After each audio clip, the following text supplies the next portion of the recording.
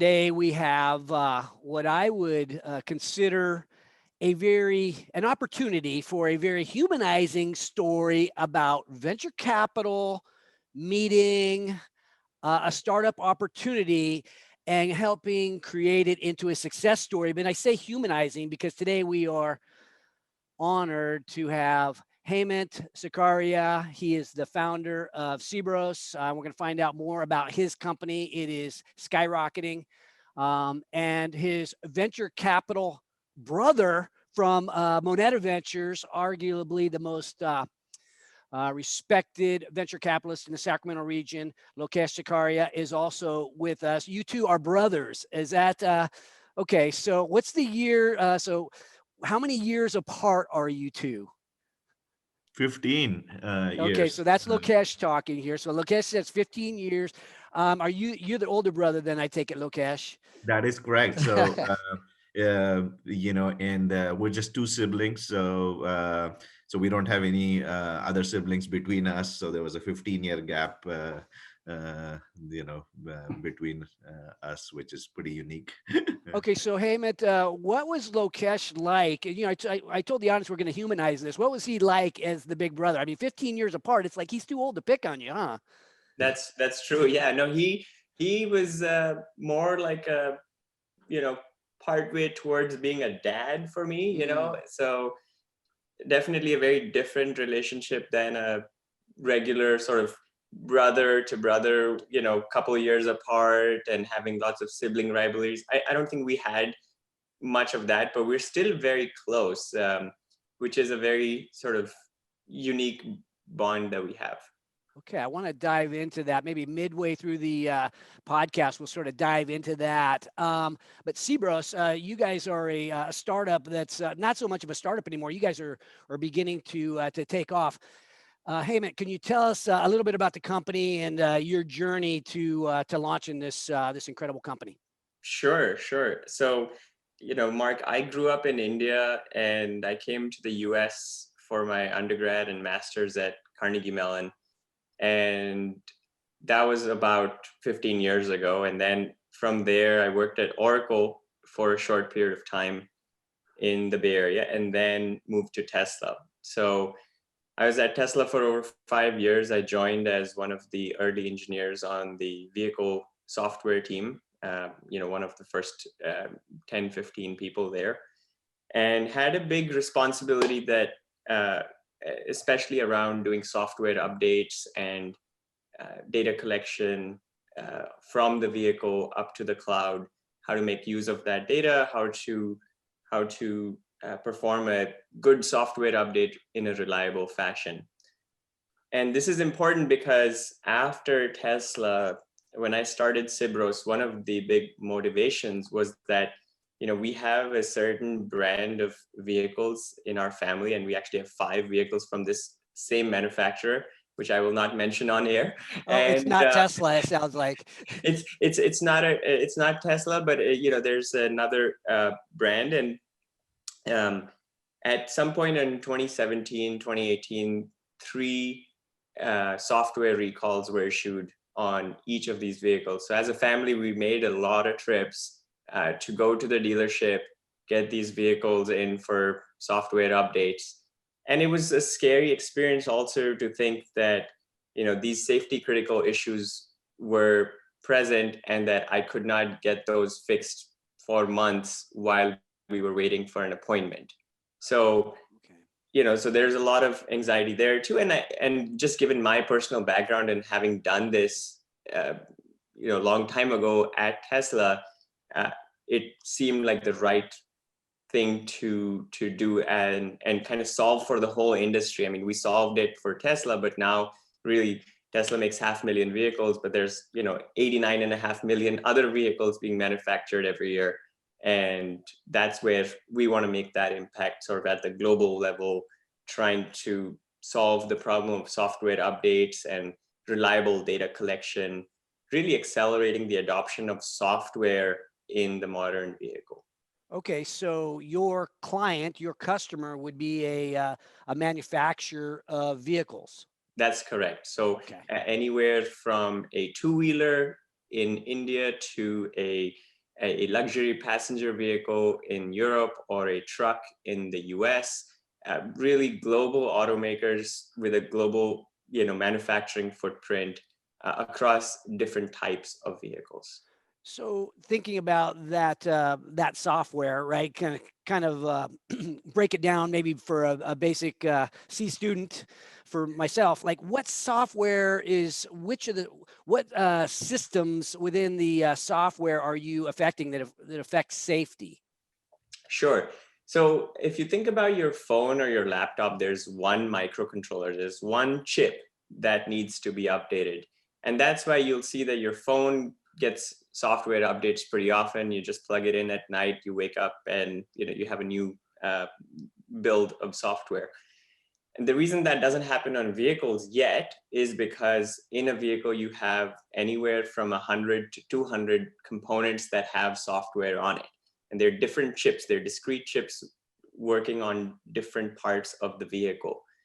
So right now, the state of the art is to be able to update what is known as the gateway or the central computer of the vehicle, and but not any of the downstream components that are part of the vehicle that are spread across the vehicle. So all of these components together comprise of a safety critical system. If your windows don't work or your lock or unlock doesn't work and you're stuck somewhere in the middle of winter, somewhere in Chicago or elsewhere, that could be a safety critical thing. So majority of these components are considered safety critical, but they're not updatable over the air yet. And if they were updatable over the air, then you could resolve issues that happen with more and more software being in the vehicle, and fix those instantly. And just one point there that I want to add is that electric vehicles and autonomous vehicles and some of the new shared mobility use cases, which maybe the shared mobility might go away if things continue with COVID the way they do right now. But if all of those areas depend on a solid connectivity platform so that you can monitor the vehicle, you can do updates to it, and without that sort of underlying foundation, it is really hard to achieve all the rest of the innovation that is happening in the industry. One of the mantras I use often is entrepreneurs solve the world's biggest problems. And I mean, this is a perfect example of something that we need so badly, and relying necessarily on, let's say, the major manufacturers to figure out all this, creative stuff. It doesn't happen as well in a huge organization. It can really happen in a smaller organization, and you're proving that. So Lokesh, if you don't mind, give us just a quick background on what Moneta is, and then what you saw in Sibros. What prompted you to sort of get after that one? Yeah. So the Moneta Ventures is basically a Folsom-based venture capital company. We invest in early stage companies, and help them scale and grow. The thing that, from a Sibros standpoint was, I just know, Hemant obviously since childhood, and he's always been incredibly successful in whatever he has done. At some point here, I'll relate a funny story about my mom being at Hemant's graduation.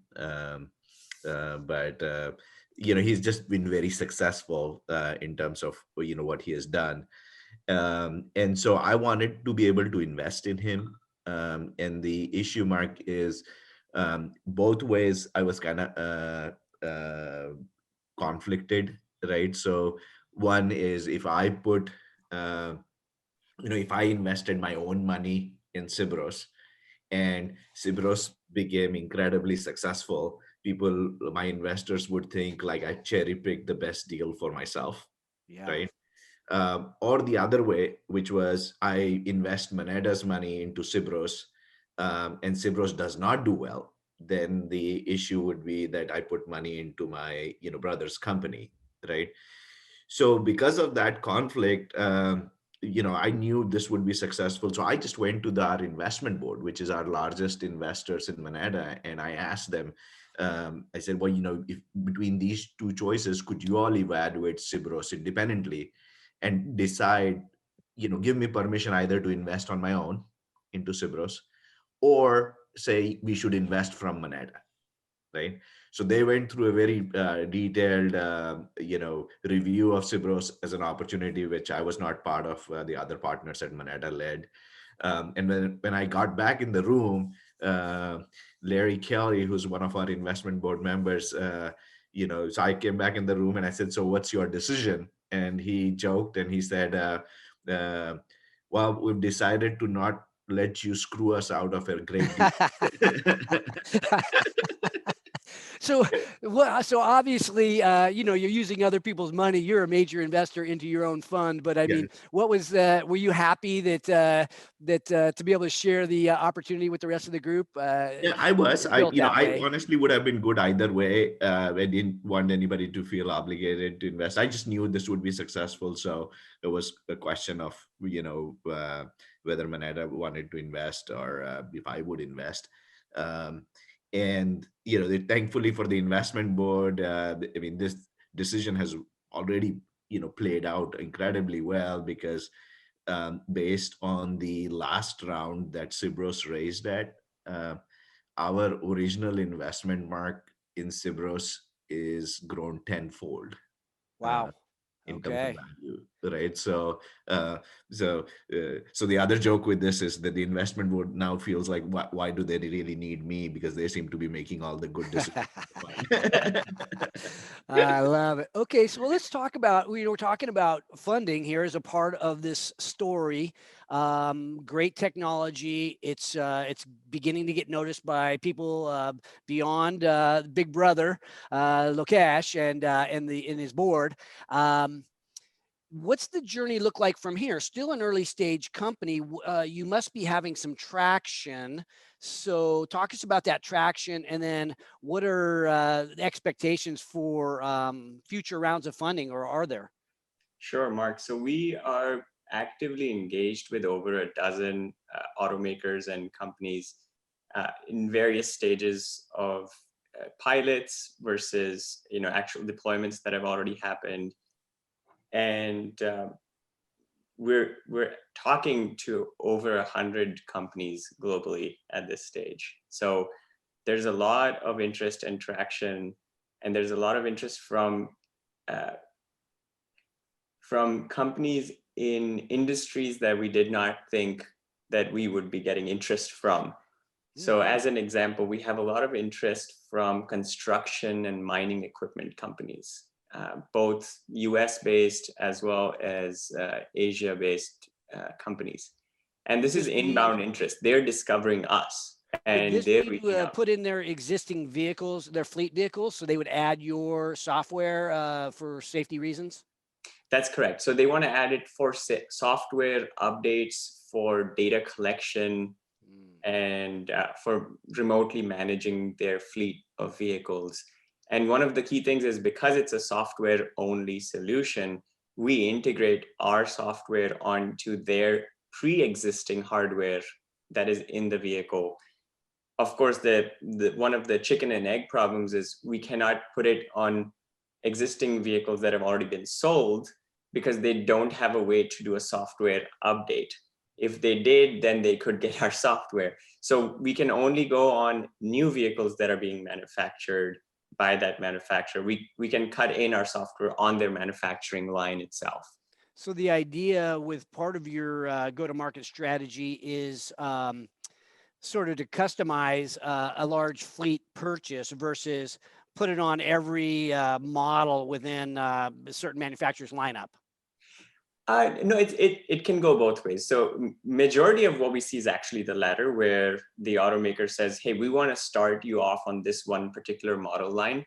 And if that goes well, then our intention is to roll you out to all brands and models that we have under our company. So have you made it? Do you have revenue yet? Yes, absolutely. We have revenue. In fact, we've had revenue since day zero. of the company. As we closed Moneta's investment, we also closed our first contract with a customer.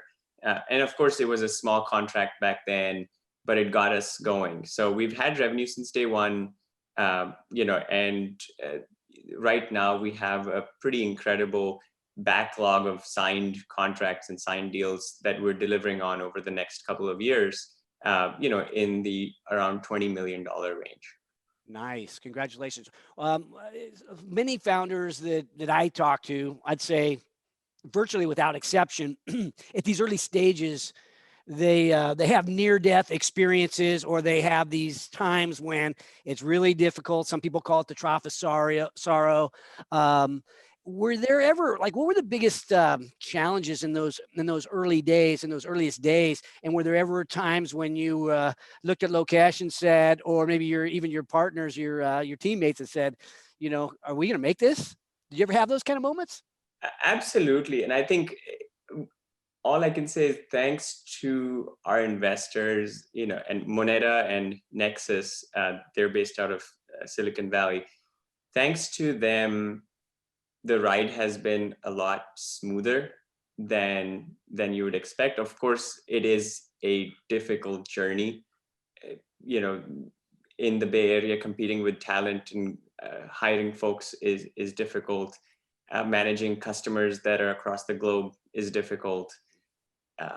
Just building a team, running a business like that is difficult. And I've read a book that I think very closely describes my journey, and I see things that are going to happen in the journey.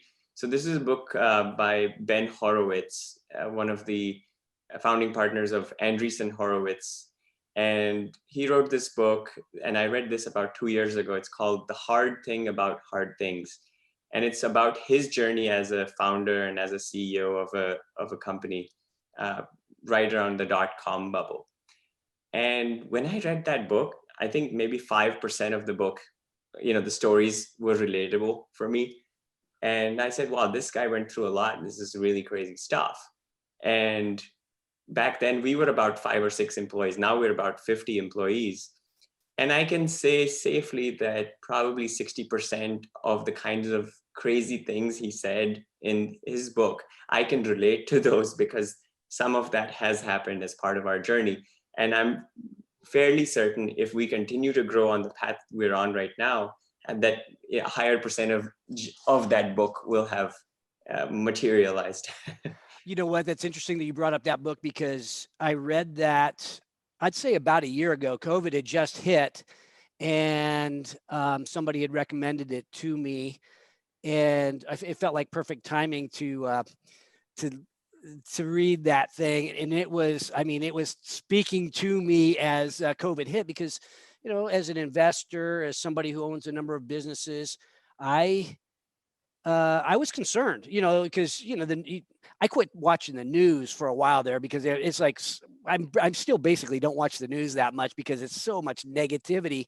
But obviously it looks like everything's going to be okay for most of our portfolio and for, the economy.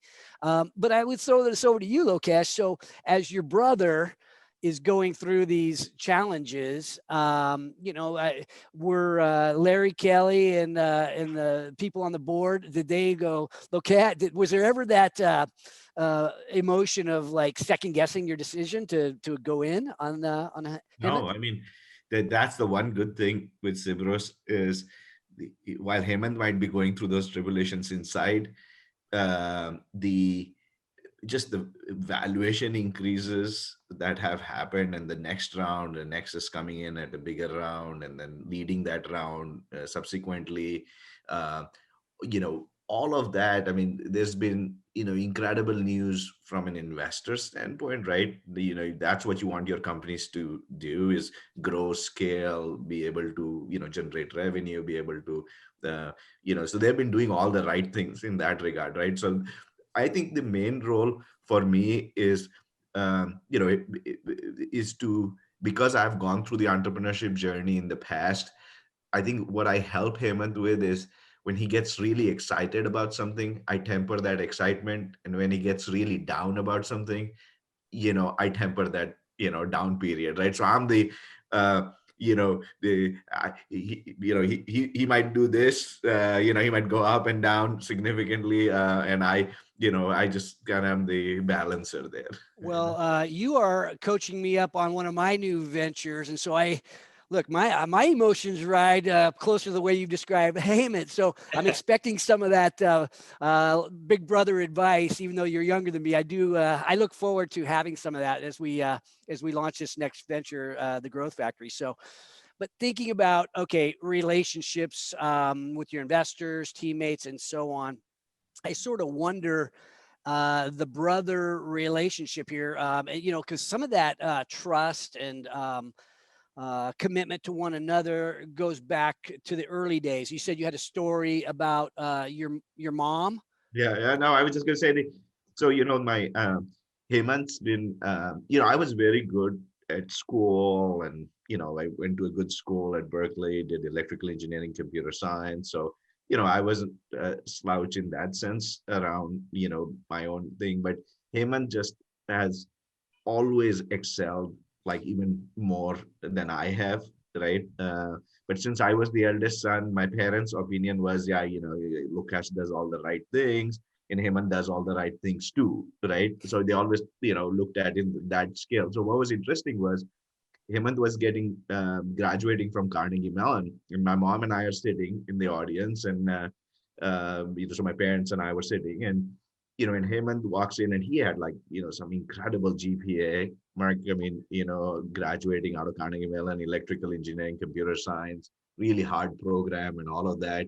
And so he had all these awards. So when you get these awards, you have those ribbons, on your robe. I never got any of those, but yeah, I've heard of that. So yeah, that's exactly this story, because what happened was he had all these things on the thing, and I was explaining to my mom very proudly. I was like, oh, each one of them represents like an honor and everything else.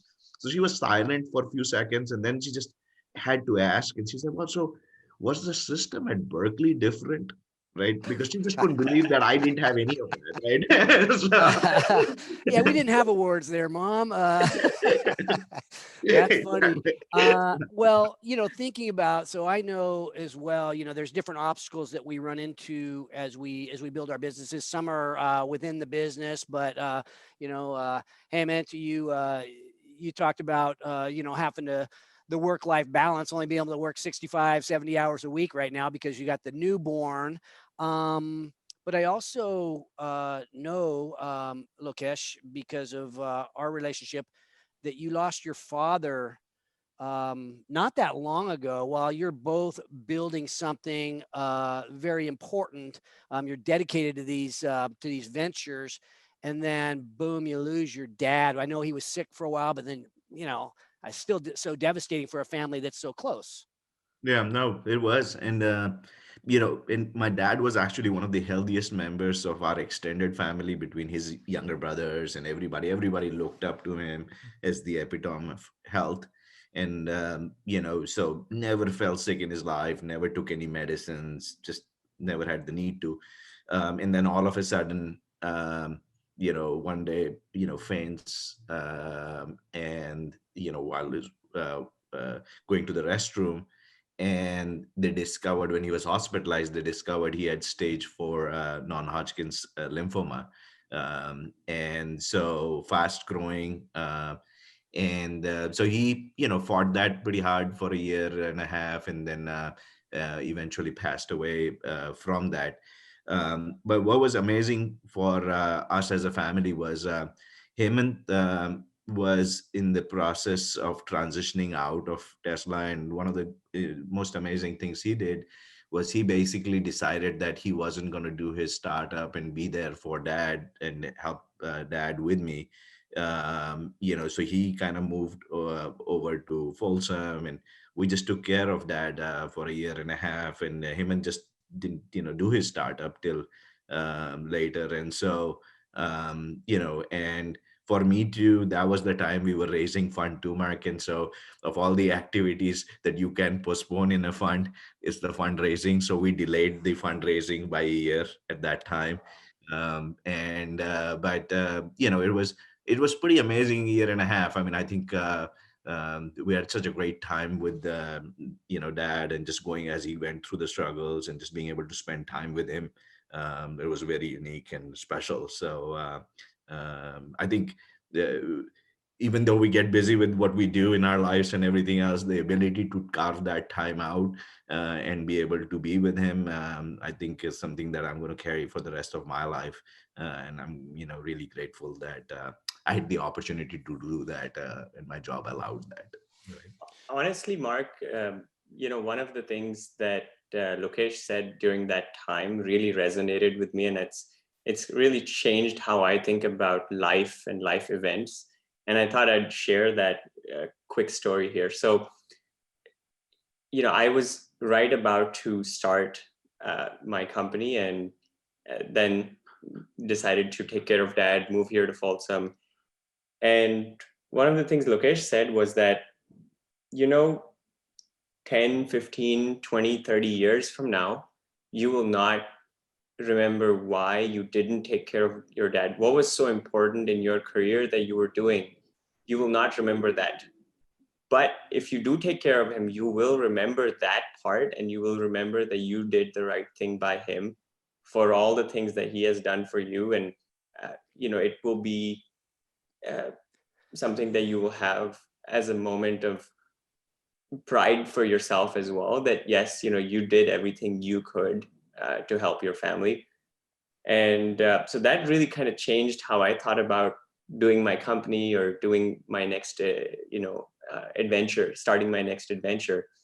And I'm really glad I stuck through with his advice on that too, because I definitely had the itch to do a company, and I had been wanting to do it for a long time. But I also really wanted to take care of my dad and support my brother as well, because he still had his obligations from a Moneta perspective. And I was actually the one that was the loafer, didn't have any other responsibilities at that time. So we really worked well together. We grew a lot together, and I got a lot closer to my dad as part of that experience.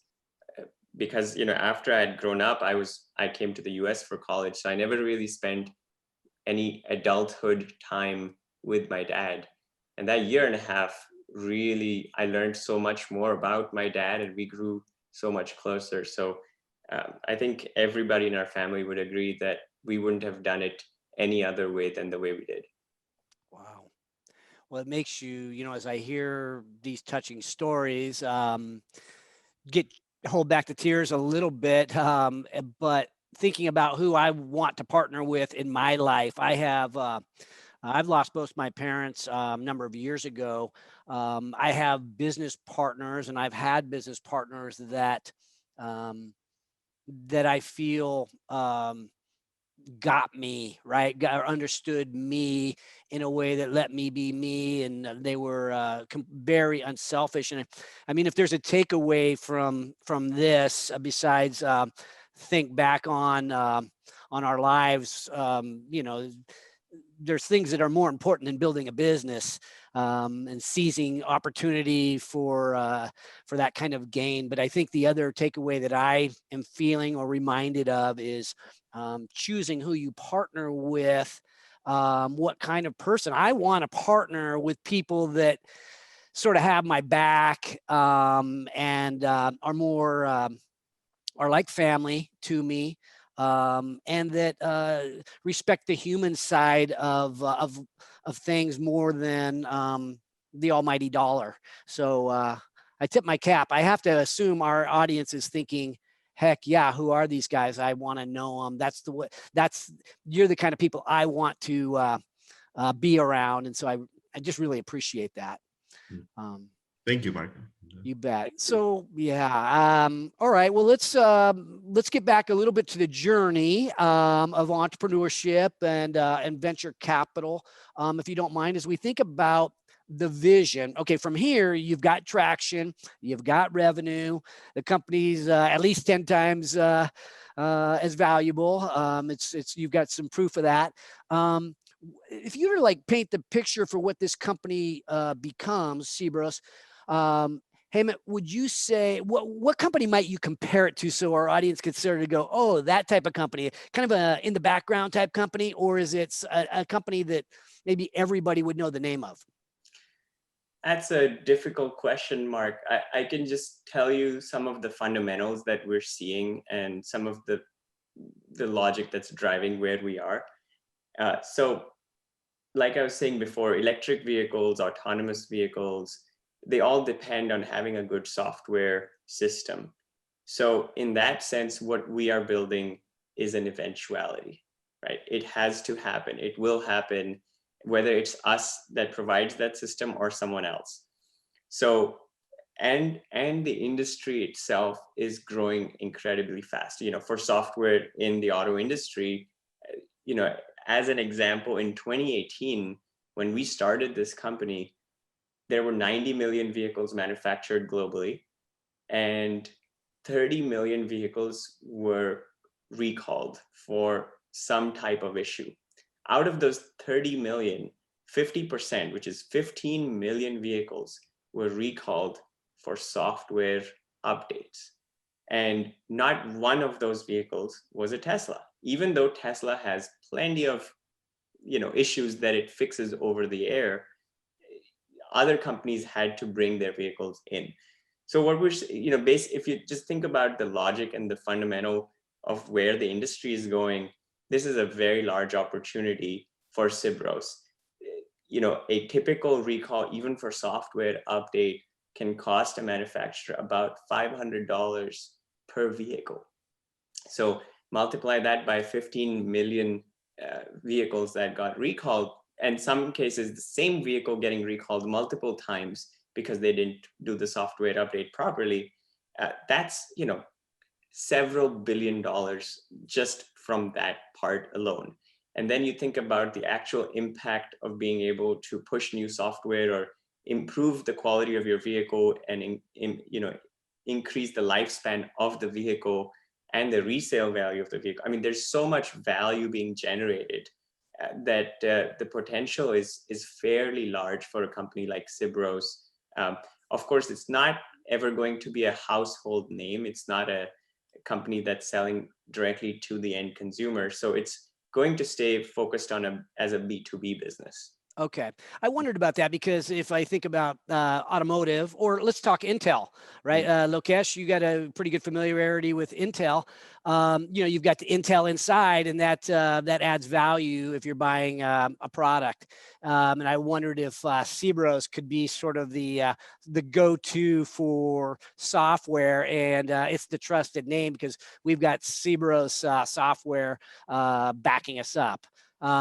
Do you see it from a branding standpoint? I sort of wonder if that direction makes your company more valuable, or say licensing it to a major automotive company. Is that really the more direct pathway to success? Or is there another pathway that I'm sort of missing? Am I thinking about this correctly? You have this software, and I think of it as like a Intel chip, right? So it's got Intel inside. Is there anything in the mindset that says we're going to get known within the automotive business as sort of the standard or the default, which would make your company more valuable, even though you're not selling to the end user? They're more likely to want to buy a certain vehicle because it's got your stuff inside, and that name is synonymous with reliability. Mark, was that question for me or for Lokesh? Yeah, oh, I'm sorry. So for you, Hemant. Oh, okay. Sorry. Yeah, I'm thinking of you as the branding. You know, you're as the CEO. I'm envisioning you sort of have these, I don't know, visions of what it really will look like. Sure. So actually, funny thing is, when we, you know, we have these customers, these automakers that we work with, we always have a clause in our contract to say, can we use your logo and other things in our marketing material, our sales material?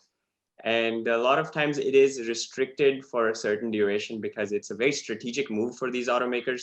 They really don't want their competitors to know that they are moving forward so quickly with Sibros. So, that kind of works against us a little bit because we're not able to share the names that we work with, because that would give us more momentum with other companies. But in one particular case, we had a really flattering thing happen. In the contract, we asked for logo rights and the ability to put our material, their logo in our material. And they came back approving that and putting in a clause that they want to have the right to use Sibros material with their company and with their investors. And, it's a different startup, $1 billion plus kind of valuation, big name, but they want to use our name with their investors and others. And so that was a really kind of flattering thing for us. We never thought that would happen. But it kind of goes back to what you're saying, Mark, that people are starting to, in the auto industry, know our name and see the good work we're doing, and they trust what we have built so much that they want to advertise it for themselves. Hemant, Mark, if I might, Yes. Hemant, if you could, it will be great for you to talk a little bit about some of the industry recognition you have got, right? Like, I mean, it's, we have some very successful companies in our portfolio, and I would say that's the recognition that you all have from the industry is, bar none, right? So. Sure, Lokesh. I think in the last year alone, we nabbed some of the most coveted awards in the automotive software space. We were one of the top 5 auto companies to look out for at CES. There was a huge amount of excitement around there. We won the Connected Car Platform of the Year award by Society of Automotive Analysts, as well as by IoT Breakthrough Awards. So both of those being very highly coveted. A lot of our competitors trying to win that award. And our competitors, by the way, Mark, are mostly incumbents, sort of big, large companies like Bosch or Harman, Continental. The big players are most of our competitors. So that's some of the recognition we got. Yeah. That's exciting. So Moneta, Lokesh, when you start thinking about this opportunity and what it becomes, I'm sort of wondering from a valuation standpoint, we want it to go up in value. What can it become? Is this the type of company you envision going public? How might a company value something like Sibros? I assume it's not going to be EBITDA, right, or top line sales, because really the technology is the difference, and the potential being so enormous. Yeah, no, and I think the biggest differentiators also in terms of when you look at it from the financial matrix standpoint is the backlog that they're creating, right? So, Mark, I mean, it wouldn't be a surprise if by the end of the year, the backlog that they have from a revenue standpoint is over $100 million, right? So this is one of those companies where you don't have to count on the technology platform or, hey, I have so many users, I still don't know how to monetize it, right? The monetization is there, right? It's so the ability to be significant is very much there. So if things kind of play out right for Sibros over the next year to 2 years, we actually think that in our fund too, Sibros has the potential to be the fund returner in itself, right? So, so I mean, and that's that's being conservative, right? So. Okay, so Hemant, I'm a new employee coming into your company. I want to know why this is a great opportunity for me long term. Paint me the picture of what this will become and what kind of opportunity it's going to create for me, because I'm an early employee. Sure. I think I do this every day, so this is very natural for me. So one of the things that I always tell folks that we're interviewing, and it's part of the sales process, I guess, to convince them to join the company, is, hey, there are a lot of people at Sibros that have built the kind of system that we're deploying now in the past. We have that experience, and we're using that experience combined with the latest technology that's available today to create a platform that can work on every vehicle out there and have a big impact. And there are people that have left their significantly high paying jobs at Silicon Valley companies, paying over $500,000 or $1 million a year to come be part of Sibros, because they see the impact and they see that they could actually have a really good financial outcome for themselves. And every automaker out there needs this technology. Every automaker out there is struggling to build this kind of technology and compete with a company like Tesla. And we're here to really accelerate that for all of these companies, and to even go beyond what might be capable in the industry today.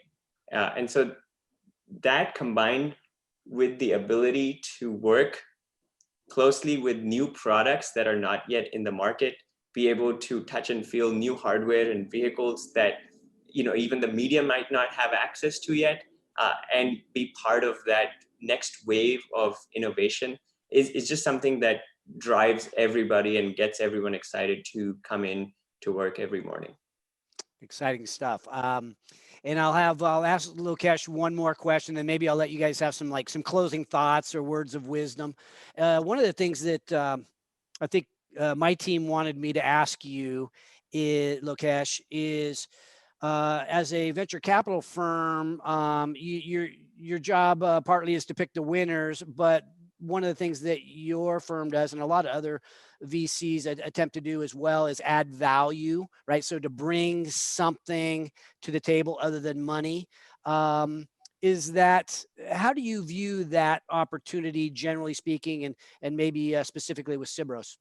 Yeah. So our approach to our portfolio companies has kind of evolved to be where instead we let our portfolio companies decide how much help they want from us, right? And we have partnered with a lot of very successful entrepreneurs, so they might not need help in certain categories, or they might need it only at certain times, or whatever else might be their situation. But our goal is to be able to help them and be available for them when they need it. So as we are going through in the last 6 months, the ramp up for Sibros in terms of sales was very steep, right? So literally for the last 6 months, every day from 1 p.m. Pacific, I'm on a stand-up call with Hemant and two of the other co-founders every day. It's not a monthly event. It's not a quarterly event. It's a daily event, right? So, And may I ask, is that because it's you're having so much success, and it's like yeah, you bet more of your time on a winner, and or is it that's hey, exactly it. you've got great chops in terms of scaling companies as well. Yeah, no, and it's just to be able to manage that. This is an unprecedented demand situation, right? So, in the past, in whatever company I built, it's like, there was not a single customer I would want to delay for, a day, right? It was like, bring everybody on, right? I will take on as many as are willing to sign up. But in this case, I mean, the demand for their services is just so huge. So to be able to effectively manage that scaling up process, so you're not, you're delivering the right value for each customer that you're bringing on. And at the same time, you are not minimizing the number of customers you're bringing on, right? So faster, grow. That's something that I felt like I could add value in. So it was certainly a lot of involvement, right? And then I'm kind of getting to the stage where I'm kind of becoming useless, and so at some point they will be like, hey, yeah, we got it, we got everything we need to know, and that's perfectly fine too, right? And then 6 months down the road there might be another situation which demands my time. So that's the whole point of us helping entrepreneurs, is we try to be there for them, and particularly if there's a match in terms of our knowledge and our skill base and in terms of what they are looking for at that time. Okay, so final, maybe some closing thoughts. Maybe we'll start with you, Hemant. Just maybe think about our audience, might be some earlier angel type investors, and then also people that would dream about being where you are at right now. Maybe just advice to that to those people who are sort of at the beginning stages of investing and maybe in the beginning stages of entrepreneurship. Sure, maybe I'll start with the entrepreneurship side first.